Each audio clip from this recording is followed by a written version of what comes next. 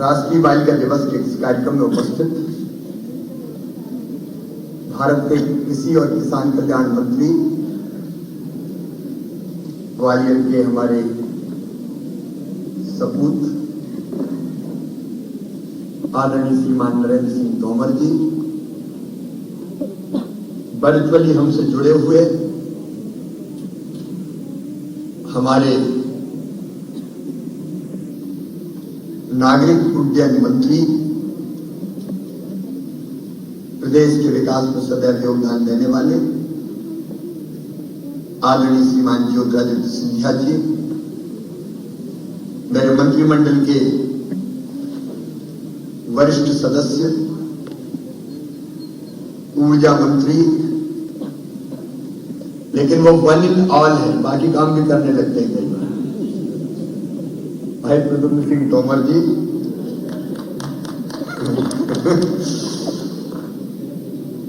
हमारे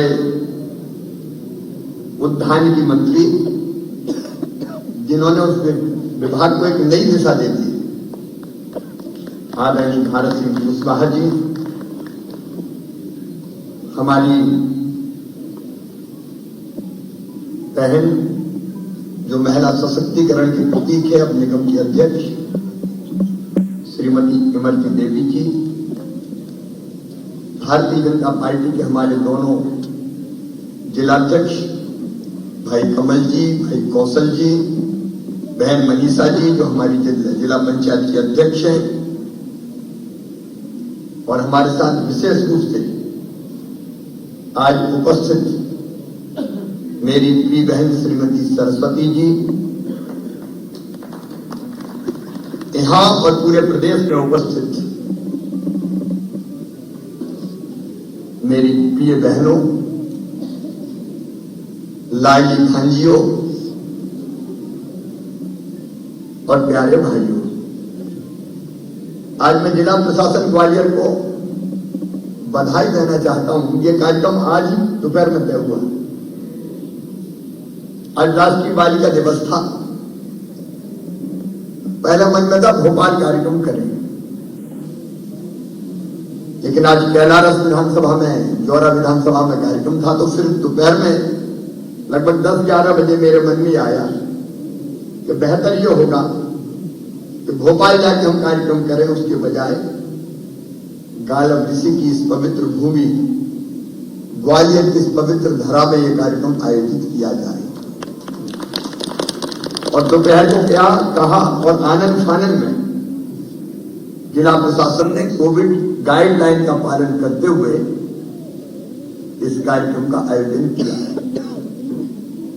छोटी बेटियां, मैंने पहले ही कहा था कि उनको बुलाना नहीं है, लेकिन फिर भी क्योंकि लाडली लक्ष्मी का पैसा जाना था, उनको बुलाया, उनने मैंने आग्रह करके उनको वापस भेजा। देखिए, एक सवाल मेरे मन में आता है, राष्ट्रीय बालिका दिवस क्यों? क्या हर दिन बेटी का नहीं हो सकता? क्या हर पल बेटी का नहीं हो सकता? ये दिवस मनाने का मतलब क्या है? दिवस मनाने का मतलब है कहीं ना कहीं आज भी मां, बहन और बेटी को उचित स्थान और पूरा न्याय नहीं मिला है। स्थितियां बदल रही है, इसमें कोई दो मत नहीं। पहले वाली परिस्थितियां आज नहीं है, लेकिन आदरणीय नरेंद्र सिंह जी जो कह रहे थे योजनाओं के बारे में, मैंने बचपन से देखा। मैं भाई था, मेरी बहन थी, लेकिन मेरे अपने घर में, गांव में, मुझे ये लगता था कि मेरी दादी माँ भी भेदभाव करती है। मैं ज्यादा लाडला था, भैया आजा, शुद्ध दूध पी ले, पहले तू खा ले, और बहन को रोज बाद में खा ले। मैं ये मानसिकता की बात कर रहा हूं। ये आमतौर पर घर घर की कहानी थी।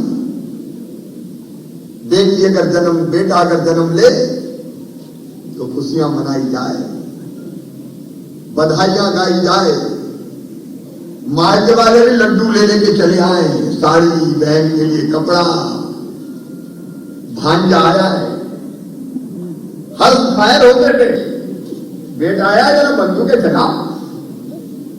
और गांव में बैठने के वो ढपला बजता था, चटक धन धन बजता था, वही बजा बेटा आया। और बेटी अगर आ गई तो मां का चेहरा भी उतर जाता था जैसे बेटी नहीं कोई आफत हो गई। और बचपन से ये बात मेरे मन में चुभती थी। एक मां की कोख से जन्म लिया, बेटा ने भी लिया, बेटी ने भी लिया, लेकिन आखिर मां ही तो भेदभाव करती है। मन में चुभती थी बात कही थी, बेटा बेटी एक बराबर क्यों नहीं? अब स्थितियां बदली है लेकिन पूरी तरह नहीं बदली है भी मैं कहता हूं। घरेलू हिंसा, गांव में पति पत्नी में लड़ाई हो जाए तो पतिदेव भी अधिकार समझते थे, लट हो जाए और पत्नी जी को मार दे। थप्पड़ पर तो बहुत आम बात की स्थिति थी। मैंने अपने गांव में देखा। क्यों नारी केवल सेवा करने के लिए? क्या उसकी भावना और आकांक्षाएं नहीं है? क्या उसको जीने का हक नहीं है, मुस्कुराने का अधिकार नहीं है? एक ने अनेक को सवाल जन्म देते थे। और तब बचपन में ही मैंने ये बोलना शुरू किया कि बेटा बेटी को बराबर मानो। मैं एक गांव में अच्छा बोलता था कि सामूहिक विवाह सम्मेलन था, मुख्य वक्ता आने में देर हो रही थी, मैं उस समय विधायक सांसद कुछ भी नहीं था, तो कहा यार मोड़ा अच्छा भाषण दे, जाइए खड़े करो। तो मैंने बोलना शुरू किया। मैंने कहा कि बेटा और बेटी दोनों को बराबर मानो, बेटियों के बिना दुनिया नहीं चल सकती। तो सत्य घटना एक बूढ़ी अम्मा खड़ी हो गई, बात तो बड़ी बड़ी कर रहा हूं, बेटी को आने दो, बेटी आ गई और बड़ी हो गई तो शादी में दहेज के एग्जाम क्या तू करवाएगा? तो मेरे मन में सब कुछ में लगा कि केवल भाषण देने से परिवर्तन नहीं आएगा। जब तक बेटा बेटी बराबर नहीं माने जाएंगे, बेटी को बोझ माना जाता रहेगा, तब तक लोग बेटी को आने से रोकेंगे। आज भी मेरे हर वर्ग की बहनें आगे बैठी हैं, समाज के अनेकों लोग मुझे सुन रहे हैं। ईमानदारी से हम सोचे परिवर्तन हुआ लेकिन कितना हुआ है। और तब लगा कि कुछ ना कुछ करने की जरूरत है। तो कुछ नहीं सूझा तो हमने तय किया कि बेटियों की, गरीब बेटियों की, क्योंकि दहेज के कारण बेटी नहीं आने देते, तो गरीब बेटियों की शादी करना शुरू करना चाहिए। जितनी हैसियत थी, नरेंद्र सिंह जी तो एक दो कार्यक्रम में उस समय गए भी हैं, हमने 21 बेटियों की शादी शुरू कर दी। बाद में 31 सांसद बन गए थे और मैं अपनी सांसदी का जो भत्ता मिलता था वो बेटियों की शादी में खर्चा करता था और मित्रों के सहयोग से हम शादी करते थे। लेकिन आखिर कितनी शादी करते हैं? लेकिन मुझे आज संतोष से कहते हुए, जैसे ही मैं मुख्यमंत्री बना, नरेंद्र सिंह जी मेरे साथ मंत्री थे, मन में मेरे विचार पैदा हुआ कि यार देखो बोझ नहीं वरदान बननी चाहिए। तो वरदान कैसे बने? तो मुझे लगा कि बेटी पैदा तो लखपति पैदा हो। तो मैंने अपने वित्त मंत्री बुलाए, पीएस फाइनेंस बुलाए और मैंने कहा ऐसी योजना बनाना है कि बेटी लखपति होनी चाहिए। तो पहले वो मुस्कुराया, मुझे लगा नया नया मुख्यमंत्री बना तो जोश ज्यादा है, थोड़े बहुत दिन में ठंडा हो जाएगा। पीएस फाइनेंस का इम्पॉसिबल हो ही नहीं सकता। लेकिन मैंने कहा मैं मुख्यमंत्री इसलिए बनाए हूं, मैं मुख्यमंत्री हूं तो ये होके रहेगा। और तब विचार करके निकली लाडली लक्ष्मी योजना। हमने तय किया कि बेटी जब पैदा होती है उसके नाम से पैसा जमा कर दो सरकार के खजाने से।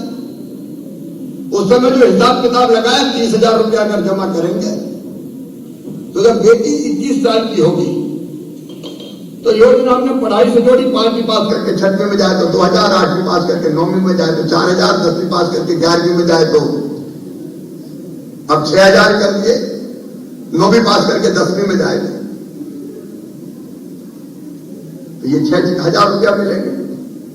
और 21 साल की जैसे हो जाएगी सीधे 1 लाख रुपया बेटी के खाते में चले जाएंगे, बेटी लखपति होगी। ये लाडली लक्ष्मी योजना है। आज मुझे ग्वालियर चंबल संभाग पूरे प्रदेश आने की सुनता है, सिंधिया जी भी सुनता है, मुझे कहते हो खुशी है। हम जानते हैं कि अपने संचल में बेटों के मुकाबले बेटियां कम जन्म देती थी, लेकिन आज स्थिति बदल रही है। ये लाडली लक्ष्मी योजना का चमत्कार है। मैं नहीं कहता, भारत सरकार के NFS के आंकड़े कह रहे हैं कि 2012-13 में 1000 बेटों पे 912 बेटियां पैदा होती थी। आज 1000 बेटों पे 956 बेटियां जन्म ले रही है। और हम इस संख्या को बराबर बराबर करना चाहते हैं, जितने बेटा उतनी बेटी। तो जो सृष्टि का चक्र चलेगा, धारणाएं बदल रही है, संख्या बेटियों की बढ़ती जा रही है, लेकिन उसके साथ ही मध्य प्रदेश ने तय किया हम लोगों ने कि बेटी पैदा हो तो लाडली लक्ष्मी, स्कूल जाए तो किताबें, दूसरे गांव जाए तो साइकिल,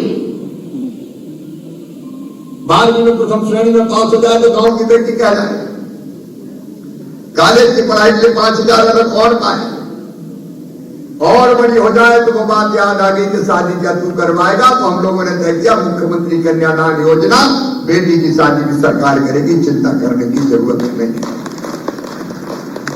कोरोना की तीसरी लहर चल रही है, कमजोर है।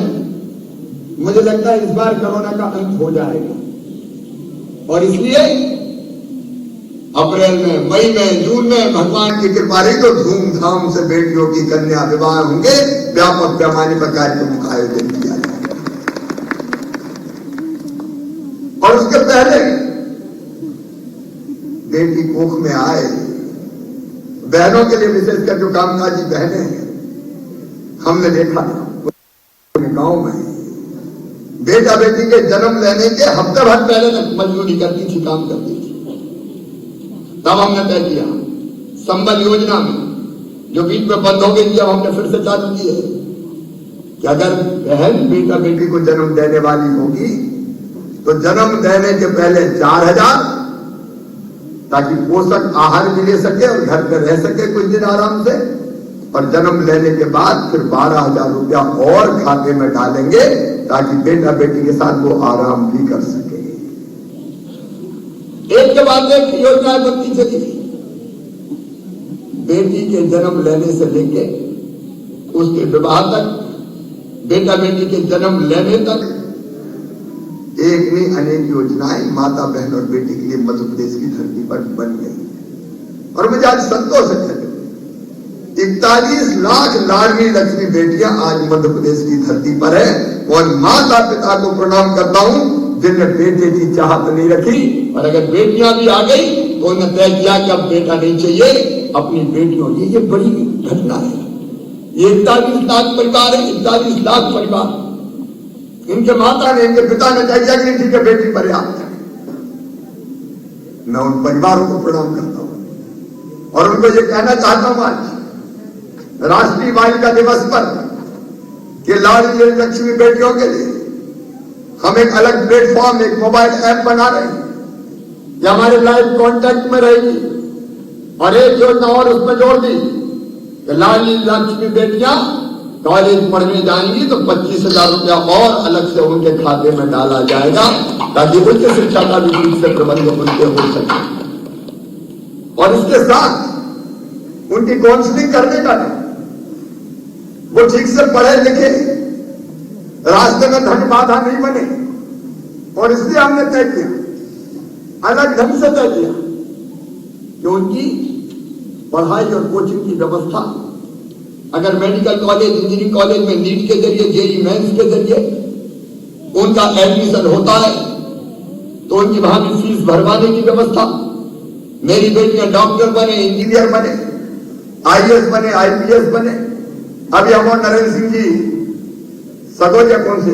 सगोरिया गांव में वहां मेरे बेटी आई थी रानी लक्ष्मी मिलने। क्या बनोगी? एक बोली IAS, दूसरी बोली IPS। उनका आत्मबल देख के मन प्रसन्नता से भर जाता है। मैं आज राष्ट्रीय बालिका दिवस के अवसर पर प्रदेश के बहनों और भाइयों आपको आश्वस्त करता हूं कि इन बेटियों की पढ़ाई में कोई बाधा नहीं रहने दी जाएगी। अगर पढ़ेंगी तो शैक्षणिक सशक्तिकरण के साथ साथ आर्थिक सशक्तिकरण होगा और बेटियां आगे बढ़ेंगी। हर क्षेत्र में विश्वविद्या जी कह रहे थे बेटियां सफलता के झंडे गाड़ रही है। ग्वालियर की बेटी का जिक्र सुविधा का कर रहे थे। आज मध्य प्रदेश की बेटी पलक शर्मा को प्रधानमंत्री जी ने राष्ट्रीय बाल पुरस्कार से सम्मानित किया है। यहां महिला हॉकी अकादमी है। हॉकी की टीम में हमारी बेटियां चमत्कार कर रही है। कई बार तो आधी हॉकी की टीम मध्य प्रदेश की बेटियों की होती है। अलग अलग खेलों में बेटियां चमत्कार कर, शिक्षा के क्षेत्र में बेटियां आगे आती हैं। मेरी आंगनबाड़ी कार्यकर्ता बैठी है, मुझे कहती है गर्व है और गर्व के साथ कहना चाहता हूं कि टीकाकरण का जो काम करने में ये कोरोना के कंट्रोल में जो आंगनबाड़ी और आशा कार्यकर्ताओं ने किया है वो निश्चित रूप से अभिनंदनीय है, निश्चित रूप से प्रशंसनीय है। हर क्षेत्र में छोटा हो बड़ा हो माता बहन और बेटियां लगातार आगे बढ़ के काम कर रही है। आज मैं राष्ट्रीय बालिका दिवस पर केवल इतना निवेदन करते हुए कि समाज को आज भी दृष्टिकोण बदलना पड़ेगा। कई बार जब हृदय विदारक खबरें सुनते हैं और पढ़ते हैं तो आत्मा फट जाती है। मासूम बेटियों के साथ आज भी कई बार ऐसी घटनाएं हो जाती है तो मन को लगता है कि हे भगवान, इंसान कहां जाएगा। मध्य प्रदेश पहला राज्य था जिसने तय किया कि बेटियों के साथ अगर किसी ने दुराचार करने का प्रयास किया तो सीधे उसको फांसी के फंदे पे चढ़ाया जाएगा, फांसी की सजा उसको। और मध्य प्रदेश में लोअर कोर्ट ने कई लोगों को फांसी की सजा सुनाई है। अभी जेलों में कुछ का मामला हाईकोर्ट से भी निराकृत हो गया है। हम सुप्रीम कोर्ट तक उनको नहीं छोड़ेंगे। अभी हमने तय किया, मुझे तय तो दुखी है, दुख है। हमारे दोनों मंत्रियां बैठे, घरेलू हिंसा की शिकार आज भी बहनें होती है। पतिदेव कई बार पत्नी पे अपना पूरा अधिकार समझते हैं। ये जो पुरुष प्रधान मानसिकता है समाज की, इसको बदलने की जरूरत है। आज पति पत्नी एक दूसरे के पूरक है, एक दूसरे के बराबर है। हमारे यहां जो कल्पना की अर्धनारीश्वर की कल्पना की है, एक के बिना दूसरे का काम नहीं चल सकता। लेकिन कई बार पति को लगता है ये तो मेरी दासी है। और कई बार घरों में जैसी घटना होती है वो आज भी हमको बहुत मन से उद्वेलित करती है। हमने अभी तय किया कि घरेलू हिंसा की शिकार कोई बहन होगी और शारीरिक कष्ट अगर उसको होगा तो 4 लाख रुपए की राशि सहायता के रूप में देंगे।